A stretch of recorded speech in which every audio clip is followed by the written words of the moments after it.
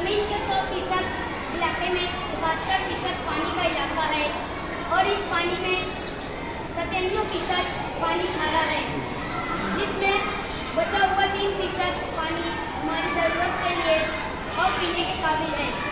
अब ये तो हमें सोचने की बात है कि हमें पानी किस तरह इस्तेमाल करना चाहिए, किस तरह पानी की आलूगी से बचना चाहिए। जहाँ हमें 1 गिलास पानी की ज़रूरत हो वहाँ 1 गिलास ही पानी इस्तेमाल करें। आखिर में आपसे यही कहूँगा, जिसने पानी को बचाया अक्लमंद इंसान वही कहलाया।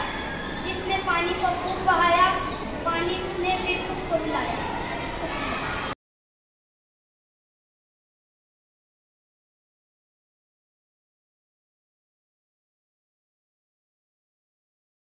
शुक्रिया।